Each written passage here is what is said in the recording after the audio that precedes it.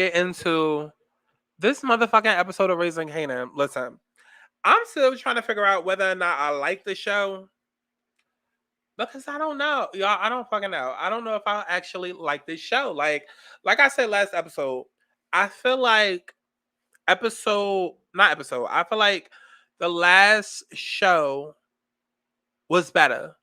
Like Power was good, but then towards the end, everybody said that Power got bad. I guess, but Power Book 2 with Tariq, I found myself liking a lot more than I thought.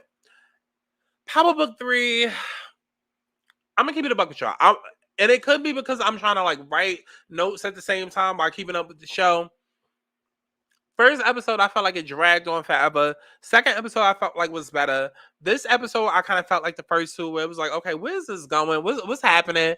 Because I do agree with other reviewers out there. There is a lot going on. There is a lot of characters, and it's kind of like with Power. The thing is that being that all of these shows is coming from the same creators, same production, everything is set up the exact same way. Like, yes, it's spinoffs and yes, it's different stories, but it's really like all within the same universe. So it's like the same shit happening, right? All three shows is about drugs. All three shows is about the same universe of characters, okay? Whether it be Tariq, Tommy, Kanan, Ghost, like all connected. All three shows have strong leads. Okay, you have Tasha, then you have Mary J. Blige, and then now you got Rock. Okay. By the way, I feel like Rock out of all three is my favorite. Rock is my favorite, then Mary J. Blige is my second, and then Tasha. Okay, funny how that works, right? I like Rock the best. Like she's the most convincing, right?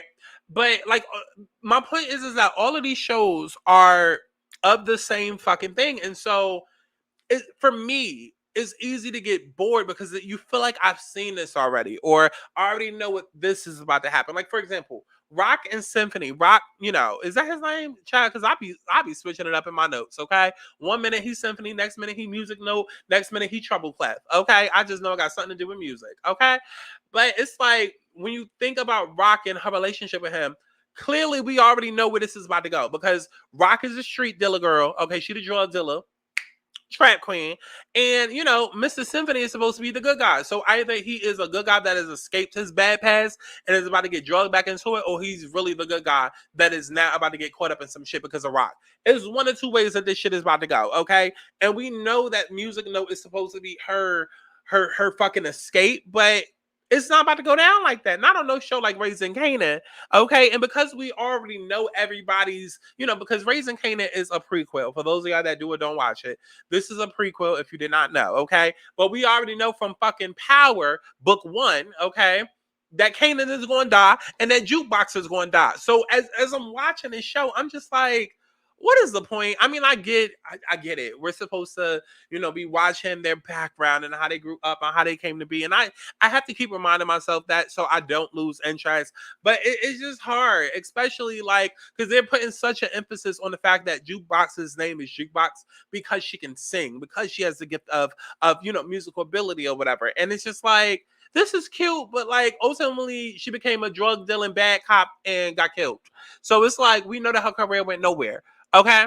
But listen, I don't know. Maybe that's just me. I just had to point that out there. But let's go ahead and get into it. So the episode starts off with a bunch of cops breaking up a drug scene, and you got Omar Epps chasing his boy through the streets. I mean, listen, he's chasing him through Tokyo, across the Staten Island Bridge, okay, around the Statue of Liberty, okay, Great Adventures. They end up in LA. Like, they are going every which fucking way. And I'm like, Omar, just let it go. Just let it go. Just let it go. Like, I don't understand why we always have these drug dealers and then these fat ass cops. What the fuck are these fat ass cops supposed to be doing other than giving us a good laugh at the fact that they chasing these niggas and they cannot keep up? Even Omar Epps, like he's chasing after this nigga and it's like, baby, you are a donut away from the motherfucking grave. Like, stop. You was not about to catch this boy. Like, you're not about to catch him. And of course he doesn't. Of course he don't catch the boy, just like I thought. And the boy is sitting there, he's shining his shoes and shit like that. And I didn't realize it at the time, but this is actually what you call him? Not Tariq. Child Kanan's babysitter. Okay? This is actually Kanan's babysitter. So it switches over to Rock. We got Rock and we got Music Note. They full on fucking. And automatically, I'm like, listen, see what we not gonna do. Courtney, come in. What we not gonna do is these sex scenes because I'm not doing the do. And so I don't want to watch them do the do when I'm not doing the do and I'm not getting any action. Especially not with a fine motherfucking nigga like Symphony. Okay, and Rock, I mean, she cute too. She cute too. She cute too. But not watching Rock and Symphony get it on, okay? Because I swear to God, they was fucking like rabbits in this fucking episode. It was like back to back to back to back, and I'm like, damn, bitch, you ain't tired. You not tired, okay? But it was like every 5 seconds they was fucking, and that's how this show started off. It was like, bruh, what are we doing? What the fuck are we doing? And I'm like, listen, what better way to open up the episode than to open up these bitches' legs? Okay, listen. So they started talking, a whole bunch about like some geeky shit or whatever. And I'm not even about to try and act like I understood the conversation because I tuned out. Okay, I tuned out. All I know is that he was like, you got a computer? She was like, yeah. Okay, and so she let him get up on his computer. We'll get up on her computer or whatever. He's sitting in there shirtless or whatever because they didn't think Kanan was supposed to be there. Kanan ass was supposed to be at school, right? But Kanan was like, oh no, I'm gonna just show up late because now all of a sudden Kanan think he a grown ass man, he can do what he want. And listen, one thing that I did not say last episode is why did they make Kanan a fag? Why the fuck did they make Lil, like, not this Kanan, but Lil Kanan? They made him a fag. Go back to episode 1 and watch how that little boy was running. He was running like a motherfucking sissy. Okay? So this whole Lil Kanan trying to, and maybe that's why he's trying to prove himself because I definitely wrote that in my notes. I'm like, Kanan is doing the motherfucking most trying to be a gangster. And it's like, Kanan, you had a whole fucking better life to choose and you chose, like, you're choosing violence every episode and you do not have to. And maybe that's why, because he was a little sissy and he was tired of people looking at him like he's a little sissy. I won't be surprised if that shit comes out too. How there was gay rumors or some shit like that, or everybody thought Kanan was soft. I would not be surprised. I would not be surprised because it does not make sense why all of a sudden he's so hard and he want to be a motherfucking thug. Like even the way that he's talking to Symphony, he like, what the fuck is you doing in my house, nigga? Fuck is you doing in my house and you shirtless? Like what the fuck? And Symphony is trying to, on da da da da da da. And Rocky is like, no nigga, be a man. Be a motherfucking man. I didn't just fuck a motherfucking fucking punk. I'm gonna need you to be a motherfucking man, okay? I got my son. I'm gonna put his ass in place, but make sure you put your ass in place so you can put me in place, nigga. Like she's sitting there, listen, Rock was about to get mad because Symphony was trying to, do like the whole fatherly shit. Well, not fatherly shit, but he was trying to, pay attention to Kanan and his knees. And she's like, nigga, you're my nigga. So act like one. Act like a fucking nigga. Don't act like a motherfucking bitch. Don't let this little pussy ass 14-year-old talk to you any type of way. Fuck is you talking about, ho? So moving it along, you got Rock and Kanan. They get in the car so she can take him to school, right? And then she noticed they got like D-Wiz written on his sneakers or whatever. I'm like, gay. Okay, gay as shit. Why the fuck you writing niggas? I mean, I get that that's his best friend. Okay, but you couldn't put him on a t-shirt or some shit like that. Like, put him on a t-shirt. Like, put that shit on the school, like graffiti wise. Like, why the fuck he on your goddamn sneakers? I thought that was gay as shit. But Rock, she notices and she's just like, okay, so we just gonna go, talk to his mother and comfort his mother, whatever. Like, she's trying to act like she didn't just get the boy killed off. Okay, moving it along, we got the police. This is another one of them pointless scenes, but I'm like, okay, I guess. But we got the police, and I guess they both got something to prove. And even they boss got them sitting down, like, listen, I'm gonna need a body, I'm gonna need some drugs, I'm gonna need this, I'm gonna need that. And I'm like, you asking for a whole fucking lot for somebody that's not in the streets helping them. Let's start there. Okay. But he asking them to bring back a whole bunch of lot so that a whole bunch of lot, right? Hashtag whole bunch of lot. He asking them to bring back a whole bunch of lot just so that he could get some type of fame or notoriety off of the black community. And I'm just like, listen, you doing a whole fucking lot, okay? He even threatens them like, listen, either y'all do this or y'all ass about to be back at McDonald's flipping burgers because I know they hiring. I'm like, ooh, stop, okay? So we got Rock in some sort of truck. Rock and her brothers is in the truck talking about not losing the block and doing what they gotta do. So Rock goes into some sort of like bingo hall to talk to some sort of man, and it ain't nothing but senior citizens in there. But honestly, it looked like he belonged in there as well because he didn't look like he had to have been 5 years younger than everybody up in that bitch. Okay, even Rock. Okay, because at some point in this episode, she got the motherfucking nerve to talk about she had Kanan at 15. I said, bitch, you was a motherfucking 15 lie. Use a motherfucking 15 lie. Because if Kanan is motherfucking 16 right now, you had him at 15, that would make your ass 31. And Rock looks all of 60. She looks a good hard 40. At the earliest. At the earliest, okay? So when she walking into the senior citizen, fucking church or whatever, I'm like, oh, she must be going to go play bingo with her friends, okay? Because they all look about the same motherfucking age, but apparently no, she going in there so they could sit down, they could talk about, I don't know, some gangster shit. It ends up not going in her favor. I guess his little security escorts her out, and he's talking about how he wants to get out of the game. And y'all know Rock, she's smart. She duly notes that, okay? Now, this is when it goes back to the cop. We see the cop at a therapist or some shit. Apparently, he got like some life-threatening disease. Or again, another scene. I was just like, huh? What's going on? What's going on? Okay. So then we get to the mall.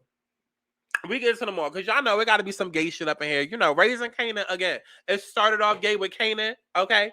Gay man running around the fucking city, okay? And then now we got Jukebox, his gay ass cousin. So, her gay ass is up in the fucking store, doing a little thing, lesbian thing with her little lesbian girlfriend. And, I like the fact that they added this store because they don't really have stores like this anymore. So it was like a real throwback to the 90s because I remember shit like this, but then I don't, because I only remember once I saw it on the screen. So it was kind of nostalgic for me.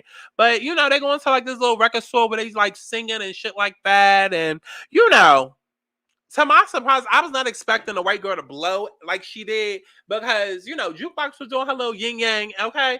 Her little yin yang around the house. And then that's when a white girl blew her out the fucking water. I was like, you gonna let this bitch show you up? You gonna let this little white bitch show you up?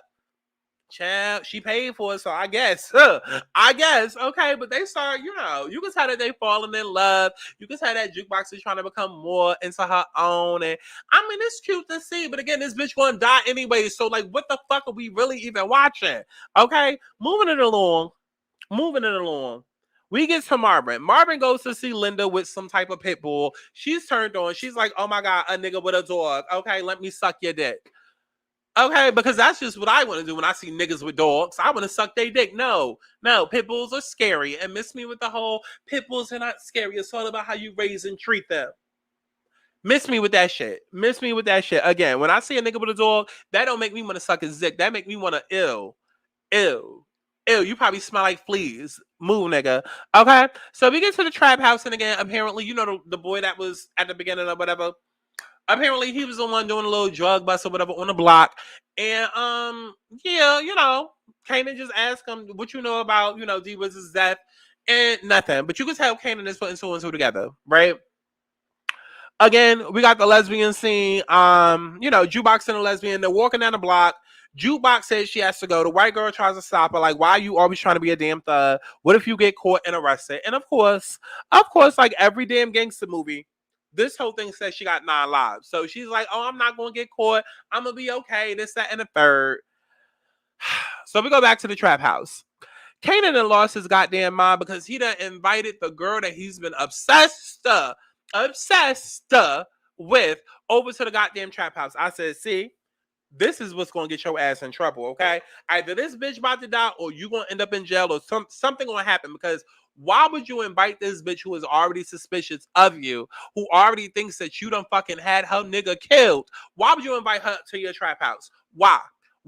I'm telling y'all, I already see where this shit is going. She gonna get them in trouble somehow. Either she is going to, slip up and be like, oh yeah, Kanan be over here, or something gonna happen. Something gonna happen, and it's all gonna be fucking Kanan fault. And I'm a laugh because I know this bitch is either about to die or get Kanan, potentially shot at or some shit, right? And once again, she got this little baby that she's carrying around. I'm like, girl, what is it with you and this baby? Okay, her mother must be a crackhead for real, because she carrying around this baby. They got the drill all up in the baby seat. Apparently, she got to go pawn the drill so they could get some money and whatnot. And Kanan is obsessed with the pussy. Well, he must be a virgin. Maybe he's fiending for some pussy. Because again, for the life of me, I cannot understand why he's obsessed with this girl and obsessed with being a gangster. Like, I remember going through puberty. It was not that fucking bad. Wow. Child, I ended up becoming a girl.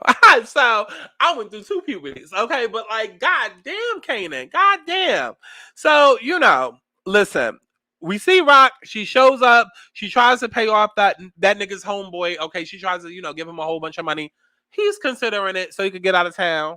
We go back to Jukebox. Jukebox and her gang. They go to like some warehouse or whatever where you can tell like it's Jukebox and a bunch of like Latinos or whatever, and they trying to like basically loot, like still a whole bunch of polos and showing Diddy bops and all of these different type of clothes or whatever, and that's when you have the security comes out, sees them. One dude tries to fucking damn near kill him, and Jukebox is like, hold the fuck up, you not where I'm from, back the fuck up. She pulls out a motherfucking blade and she like, listen nigga, what you gonna do is you gonna stop. What you gonna do is you gonna stop, because the job is not to kill him. The job is to come here, beat these motherfuckers the fuck up, take their shit and keep going. But what you not about to do is sit here and fucking kill this man. Because the nigga is in her face talking about something, oh, never trust a bitch to do a nigga's job. She said, bitch, okay, bitch. She was about to cut that nigga the fuck up. I said, ooh, because see, on this show, Jukebox is acting more like Laverne than anything. Okay, you can see that she still got a bit of a hoard. Okay, and she's still real soft and whatnot. So it's gonna be interesting to see what makes her actually turn over to the dark side. Like, was it naturally just because she was a stud and so eventually she just became a bitch, or did something happen? Like, I feel like something happened. So Rock meets with Omar Epps again. I don't know what happened. Don't ask me. They talked about some gangster shit. That's all I know. Okay. We get to the studio and yeah, I'll Be Sure's son is there. And I'm like, why? Don't 50 Cent and Diddy hate each other? Okay. And then they had the fucking nerve to talk about some Blindside records. I was like, ooh. Not Blindside. No. Not Blindside. They said Bulletproof Records. I said 50. Don't let Diddy find out his son, who ain't his son, but is not his son, is up on this motherfucking show. We're going to see who bulletproof for real. Okay, and you know your past, 50. We know your past. Talking about some Bulletproof Records. Like, I was like, why is this nigga on this show?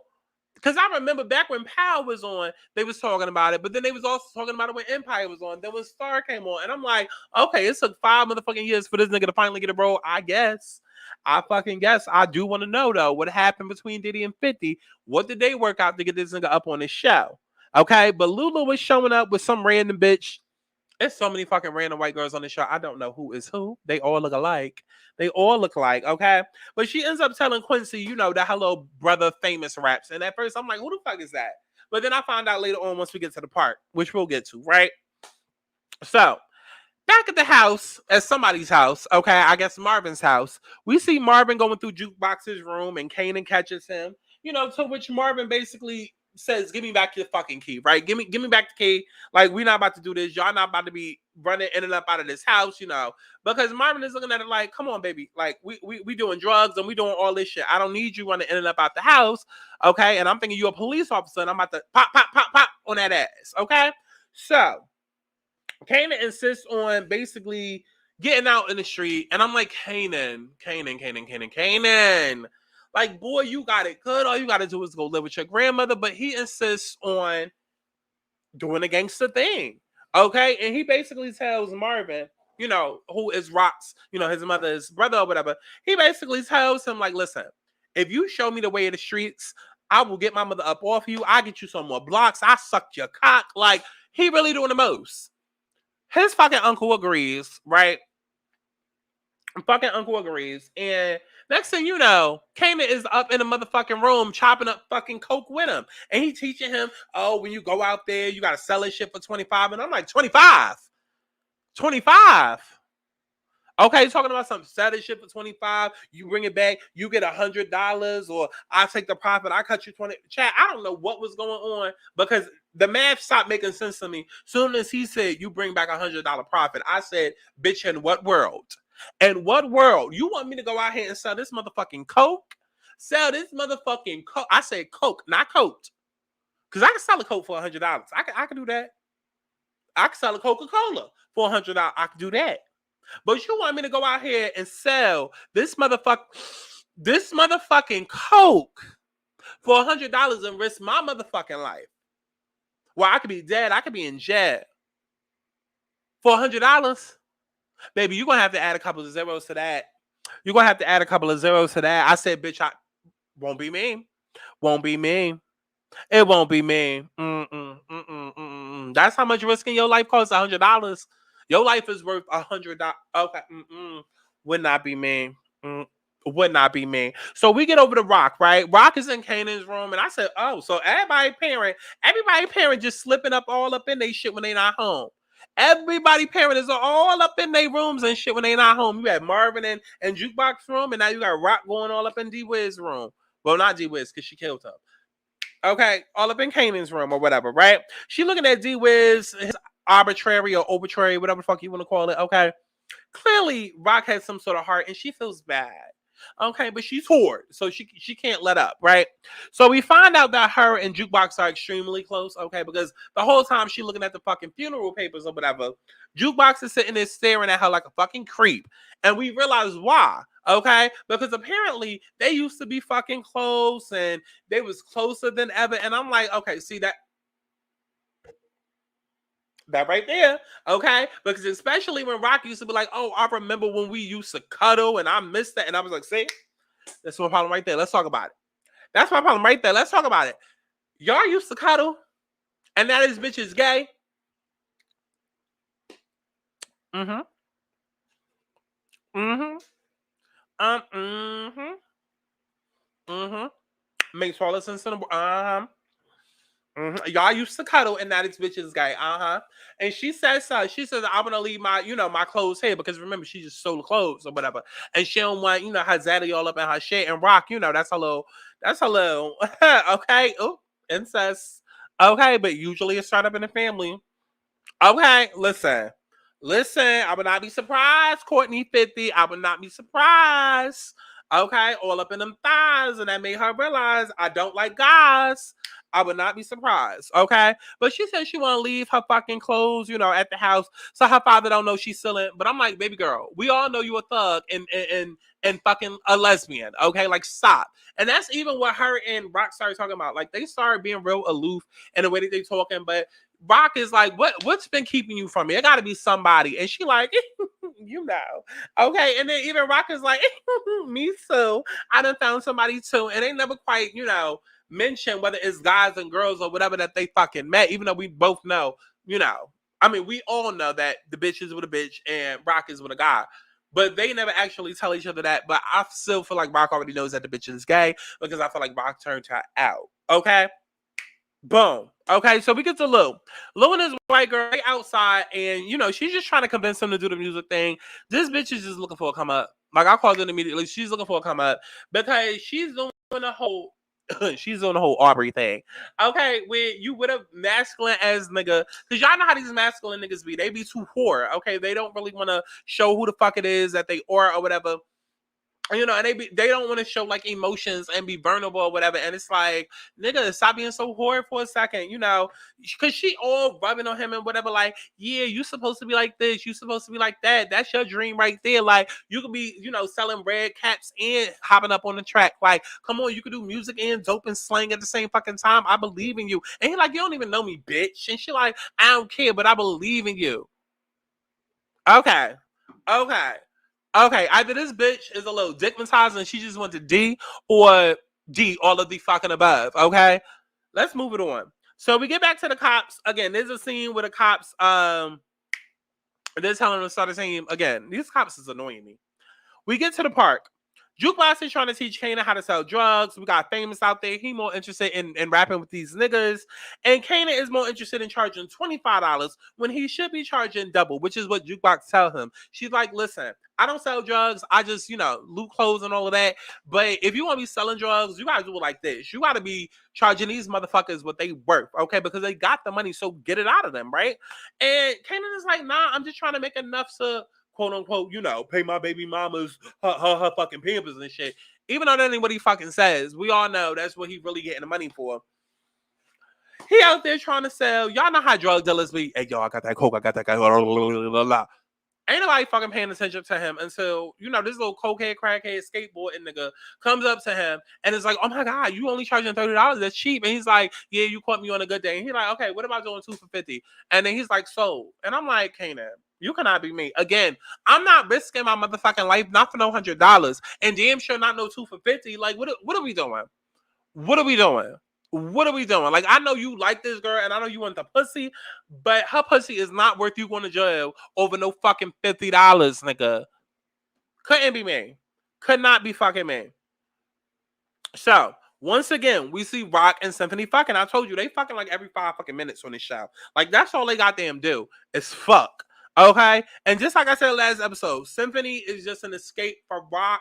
And she even tells him that, like, listen, I'm not looking for no Drake. So don't try to come at me with your light skin shit, talking about some, oh, how you want to save me out the strip club. No, no, no, no. Listen, I'm gonna be at the strip club forever. Mind your business. I'm good. I got this. Like, I'm just using you for dick. Okay. Back at the park, Chad, we already done went over that. Chad, because this show was jumping back and forth. So, Rock is back at Symphony's apartment again. And this right. Right. So she's back at his apartment again. And this is when she's telling him she's known not she's known Kanan, child, like they related. But she's saying, you know, how she had Kanan at 16 years old or whatever, right? And again, I'm like, are we really supposed to believe that this bitch is 31? She's not nobody's fucking 31. Like, Rock looks fucking 60 years old. She looks like she's a good 60 years old. Like, she was kicking it with Diana Ross, okay? And in Temptations and shit. Papa was a Rolling Stone and she was right there because she saw him. Like, no, she's nobody's bitch, I'm 28. I'm 28. You're not going to tell me that Rock and me could have went to high school together. That's what you're not going to tell me. Maybe in real life, maybe the actress in real life, but not on this show with them big ass 90s wigs. That's what you're not going to do. You're not going to sit here and tell me that we could have went to school together. No, maybe with her as a principal, maybe with her as a teacher, but you're not going to tell me that she could have been one of my classmates. That's what you're not gonna do. Okay. So the cops are on a stakeout again. Do not ask me what's going on, but some gangster shit. Okay. They end up catching people on a stakeout and somebody dies. Okay. Kanan goes, he drops off the groceries to his crush, and again, I said, this bitch about to get killed. She about to get killed because she becoming too much of an emphasis on this show, and I don't understand Kanan's obsession with her. I don't. I mean, 50, if this boy is supposed to just be slow, then say that. But I do not understand his obsession with her. I don't. And that's pretty much how this shit ends. The cops end up busting the bad guys. Kanan and Rock, they go to visit D Wiz's mother, and Kanan, like, cause she kisses Kanan, and Kanan is just looking at her like, yeah, bitch, I know you killed my motherfucking best friend. But it's like, Kanan, what you really about to do with that information? Now, if Kanan sets up her death, then this would be the best motherfucking show ever. If Kanan kills his mother, but I doubt that because Rock is too integral of a part. She's the Tasha. She's the Monet. But if by the end of the series he gets her killed as revenge for D-Wiz, okay? Marvin and Lulu are posted up on the corner, and Chad, I don't know. My notes cut off, and this is where I'm cutting off. Because, again, this episode, it gave me nothing. It gave me nothing. I'm just reviewing just to show that I'm back reviewing. But this episode, it gave me nothing. It gave me absolutely nothing. And 50, y'all could have kept this. When is she gonna pick up? When is she gonna pick up? Because right now I'm feeling like we watching the elementary version of Power. I mean, I know they didn't fuck at elementary school, but like, damn, can we get something going? Okay, because the most action that's happening on this show is happening with Rock. Okay, with Symphony's dick inside her. So I don't know. Maybe it's just me. I don't fucking know. Well, let me know how y'all felt about this goddamn episode down in the comment box below. And yeah, I will see y'all next week for the next episode of Power. Okay, I cannot wait for Power Book 2 to come out. I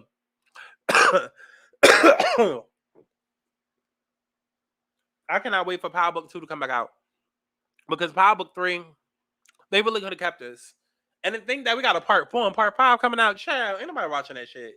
Ain't nobody watching that shit. But because you know what the problem with Power Book 3 is that there's no central story. Like, there's nothing driving this shit. You know what I mean? Like, at some point with Power, it became, okay, him trying to escape and get out of the drug world, right? And then it became, okay, he got all of these bodies and shit on him that he can't escape. And then Power Book 2, It was all about Tasha getting out of jail. So now we got to see what happens with season 2. But it was all about Tasha getting out of jail and how they escaping that. And now with Power Book 3, it's just like, what's the driving force? That Kanan really wants to be with this girl and join the streets for what? Like, what's really happening with this fucking show? And that's my problem with it. But okay, if y'all like it, I love it. Listen, I hope that y'all enjoyed this review. Definitely make sure that y'all thumbs up this video and check out all of my other reviews and my Let's Start There podcast, which is coming soon.